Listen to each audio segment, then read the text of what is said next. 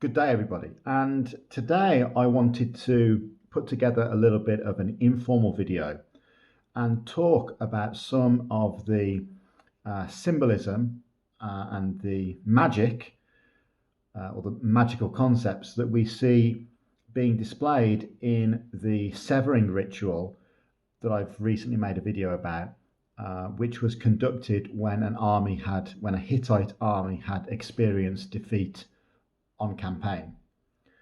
And because I think there's several interesting elements to the ritual that I'd like to discuss about today.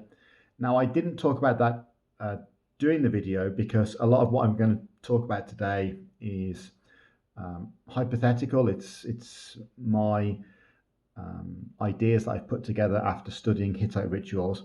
And to be honest, I was waiting to get access to this book, Ancient Magic and Ritual Power. This was lent to me by a friend of mine, Professor Renata Tamchuk. And inside this book are actually two texts concerning Hittite ritual practice that were very difficult for me to access elsewhere. Both of the texts are by an academic named Billie Jean Collins. And the second of the texts concerns ritual meals in Hittite culture, and the first one concerns military rituals conducted by the Hittites. And so let's go over the severing ritual, which aimed at purifying a defeated army. So the main ingredients to the ritual are the four sacrificial victims, which were a human, a puppy, a billy goat, and a piglet. So what's interesting is that the three animals are all young; they're not fully developed. However, the Hittite word used to describe the human sacrifice refers to an adult human being. So that is an interesting distinction between the categorization of the sacrificial victims. It is possible that our understanding of the Hittite word, which designates adult human being, could actually just refer to a generic human being and possibly a young human being, pre-puberty, which would then fit in with the other three animals which are sacrificed.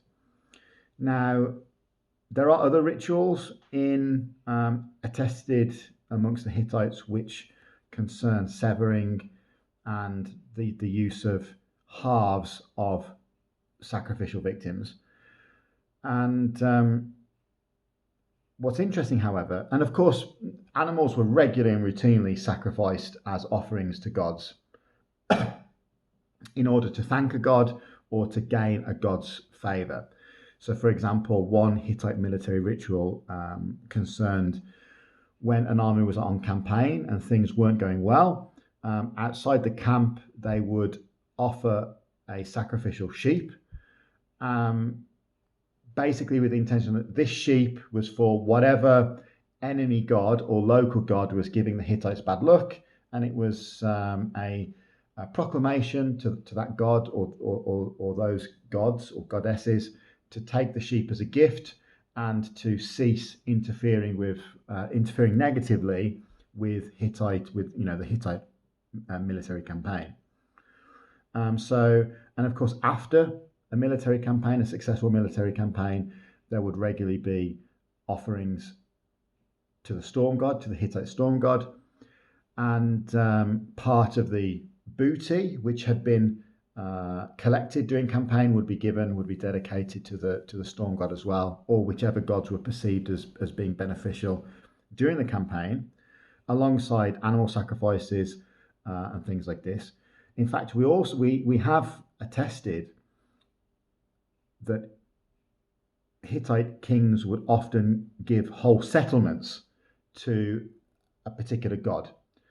They would remove the local inhabitants. It's not documented if they were slaughtered or anything, but the local inhabitants were removed, and essentially the ground would be consecrated in honor of a particular god.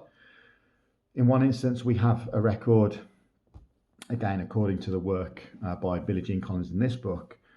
I've not actually seen the Hittite text that this is referring to. The reason that the settlement was abandoned and dedicated for a god was that then that space, then sacred space, would be a playground or a training ground for the goddess in question that the land was or the settlement was sacrificed to. And in fact, the land was then cursed if any subsequent human would attempt to resettle this place, because of course now it's outside the power of human intervention, human settlement. This is now an area, a sacred area for the gods. Now, obviously, that curse had the ability to be reversed, because we know of, for example, I believe it was one of the first Hittite kings removed the local inhabitants of a particular settlement and dedicated it to a god. His son or grandson, Anita, then resettled this land, resettled this settlement, and this settlement actually went on to become the Hittite capital. So clearly this curse could be reversed somehow. Although equally in Hittite texts we do have many examples of, or maybe not many, but some examples of sons or grandsons trying to outdo their parents. And I guess being able to break or not be influenced by a curse laid down by your father or grandfather is kind of like one way of trying to outdo them. We have one ritual where a Hittite king was boasting of their superior hunting prowess in comparison to their fathers and their father and grandfathers. So we have, so concerning the purification ritual for a defeated army, we have those 4 sacrificial elements which are cut in 2.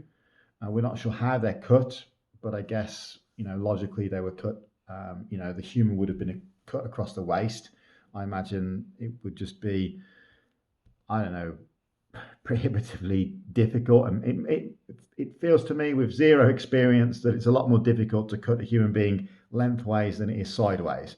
I have no butchery experience whatsoever, and so I have no idea, but I would imagine that they were cut this way because it was easier. And the presence of a puppy, however, is also curious, because puppies were never offered to gods in Hittite ritual practice. Hittites had a specific relationship with dogs, like many other Indo-European cultures did, because in some ways they were seen as being beneficial, but equally they were associated with gods or god of the underworld. So I'm not entirely sure how the Hittites saw puppies versus dogs in general. Dogs are very, very rarely mentioned in Hittite ritual practice. I can only think of one time where a dog is concretely mentioned. Puppies are mentioned, but they're never sacrificed to gods. Sometimes they're used in kind of like healing practice or for good luck or something like this, but they're never actually offered to gods. So in this particular purification ritual, I'm almost certain that the halves of the animals that were sacrificed were not sacrificed to a god or a goddess, or gods or goddesses. The sacrifice occurred purely for this to be the correct construction of a magical process. They're not requesting the intervention of any deity in this purification practice, and therefore they're not offering anything to the deity. They're purely doing this for the intent. It's a magical ritual. They're using magic to purify the defeated army. And then symbolically, we have three other elements which are all cleansing elements, and actually they're cleansing elements that we would all acknowledge as being cleansing elements. And what I mean by that is you have the fire. So the defeated army would march between the halves of the sacrificial victims, and then there would be a gate of hawthorn. And prior to the gate and after the gate, they would light fire, a ritual fire. Not sure how big, but I imagine it would have been, some sort of ritualized fire, maybe or probably started by a priest or some temple functionary or something like that was present with the campaigning army. And of course, fire is a cleansing instrument. We can use fire nowadays to cleanse many things, or heat to cleanse many things. And I'm guessing that the Hittites were well aware of the cleansing power of fire. Of course, prior to reading this book, which is why I wanted to get my hands on this book, I had my doubts about what was the significance of the Gate of Hawthorn. And I had imagined in my head, and actually if you watch the video that I did on this ritual, that the Gate of Hawthorn was quite large and would have been, spacious enough for the army to pass through with ease, and that symbolically it was forming some sort of grand arch. However, it's implied in this book by Billie Jean Collins that the Gate of Hawthorn was used for its abrasion, the fact that it could abrade the skin of the soldiers. So just like we would scrub something clean now, the idea of the Gate of Hawthorn was not that it was a big grand arch that the army passed through easily, that the army was forced through a rather smaller gate of hawthorn, and the hawthorn was abrading, was rubbing, was cleansing with friction the army, physically cleansing them. And that idea had never occurred to me until I'd read this book, but it kind of makes sense, because friction, abrasion, is a very common way of cleansing something. When you wash your dishes at home, if you're doing it manually, you're cleansing it with detergent, with hot water, and the friction of your scouring pad to physically remove that dirt. And the idea of the Gate of Hawthorn was to physically remove that negative energy, or that evil that had been placed upon the army. And of course, fire cleanses in a similar way. I would imagine then that the army was passing close to that fire, and towards the end of the ritual, they would be cleansed. They would be sprinkled. The verb is specifically sprinkle, by water from a river. In fact, the ritual states from behind the river, but I'm unsure what behind meant in that particular context, because if they were defeated and returning back from campaign, behind the river could mean in home territory, or behind the river could still be in enemy territory. I suspect it would have taken place in enemy territory, because I guess they would want the army to be purified before returning to local territory, home territory. So you've got those three key cleansing elements in the ritual: friction, abrasion, fire, and water. I was dubious about the translation of sprinkle, because I would imagine, and I guess everybody would imagine it, when you're using water to cleanse something, you're not sprinkling on it, right? You're either submersing in it, soaking it, or using water kind of like as an abrasive element also. However, every single translation of this ritual that I've seen by linguists that are far more capable than I am, translated to sprinkle. I'm going to research this word further, because part of my instinct feels that perhaps it wasn't wasn't like a light splashing of water. I wouldn't have been surprised if they were soaked, or in fact, even if they stepped into the water, because if I was intended to clean something, I wouldn't sprinkle it with water. I would submerge it or abrade it with water. And then that would be the end of the ritual. Of course, I imagine there would have been a longer process. It would have been, with specific elements, timings, and things like that, like any type of sacred ritual that even we can observe today. But what was key about this ritual is at the end of the ritual, the army was considered pure, was considered cleansed of this evil that led to the defeat, but that they'd kind of like reverted to their pre-campaign state, as in the army would then complete rituals associated with joining the army or pre-campaign rituals. Now, in this book, it's not specified what rituals were executed. It just states the generic pre-campaign rituals. I imagine then that therefore after the purification process, the soldiers, the generals, the commanders on campaign would have recommitted their oath to their military oath. The Hittite military oath had different parts to it. Basically, the first part was that they would throw some animal fat into a fire, and they would state that, as this fat is being burnt by the fire, so I will be burned, so I will disappear, so I will be destroyed if I, break my oath to the military and things like that. There was also some cross-dressing involved, where instruments connected to activities associated with women, so weaving, for example. The soldiers made a statement basically that if they, were cowardly on campaign, if they abandoned their military oath, they would be considered as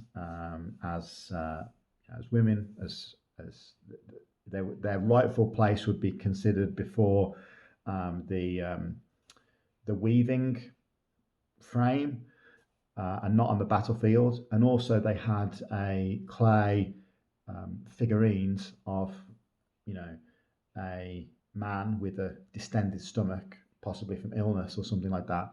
And they would destroy this image of a sickened man and state that if they abandoned their military oath, they would expect this type of fate as well. So the fate would either be, destruction, sickness, or femininization if they abandoned or didn't uphold fully their military oath. So after the purification ritual, the Hittite army and its commanders would go through this process of not necessarily rejoining the army, but rejoining that metaphysical state where they're ready to go and subsequently be successful on campaign, which I think is particularly interesting. So that's pretty much it. What I wanted to talk about today. Hittite rituals are very extensive. There's lots of data out there for discussion. Some rituals we have, we only have fragments of the ritual, so we only know parts of it, and it's unsure how subsequent parts would have looked like. The author in this book also stated that there are similarities between the purification ritual of a defeated army with the similar purification ritual which was executed for chariot riders before going on campaign, which I feel is also interesting. I wouldn't be surprised if this purification ritual was in some format was also conducted before campaign, possibly before before oath making, before oath taking. Even if the campaign was prior campaigns had been successful, or the actions of the troops previously would have been successful, I imagine some form of purification ritual could have taken place.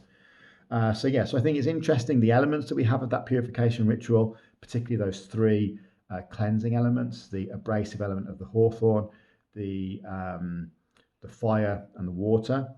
And I think what it is curious how the puppy is present in the as one of the sacrificial victims. These victims, in my opinion, clearly not offerings to any deity, but purely serve to as a magical component to this ritual. How the Hittites believed that they were adding to that purification process is the passage between two halves of a slaughtered being somehow a purifying experience in the Hittite mindset or in the Hittite religious view? Probably yes, I would imagine somehow. Maybe we don't. It's difficult for us in the modern world to see how this can be interpreted as having a cleansing benefit in any way. But there we go. And Hittite military rituals and this purification rituals must have been successful because, let's be honest, the Hittites were successful militarily, amazingly successful, in fact. They definitely took these rituals seriously. And, for us, there's a lot there to analyze and dissect and to, try and wrap our heads around.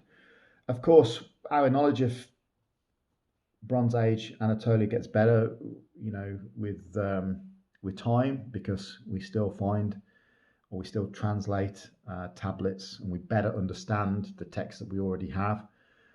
So maybe our understanding of some of these rituals will be improved somewhat in forthcoming years.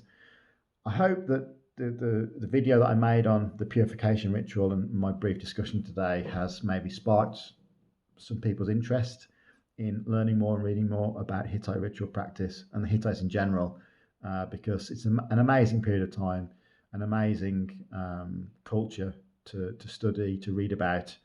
And like I keep saying in my videos on Hittite language, it doesn't take a lot of study to get to the point where you can take a Hittite tablet, which has been transliterated, and begin to translate it yourself, with a dictionary, of course, with your grammar reference book and things like this, but equally to come up with your own interpretations. Because I think one thing that is, slightly problematic with the study of the Hittites is that still comparatively relatively few minds have been dedicated to the study of the Hittites.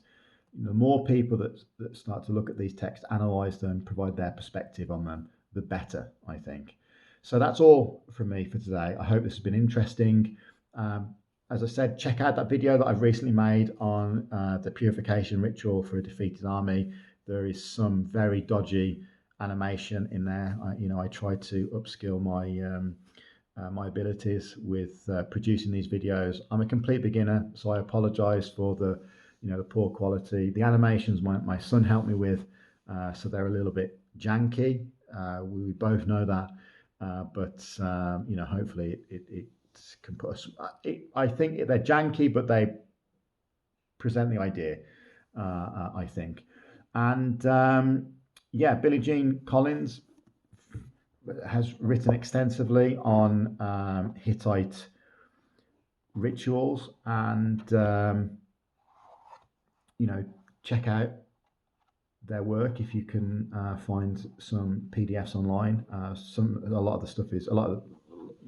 of work is unfortunately behind a paywall and things like that, which is fine. Publishers have got to earn money and things like this. This book was difficult for me to get hold of. I don't know if it's easier for you people, whatever part of the world you're in. And it's not just the Hittite stuff which is interesting. I've checked the beginning of the book.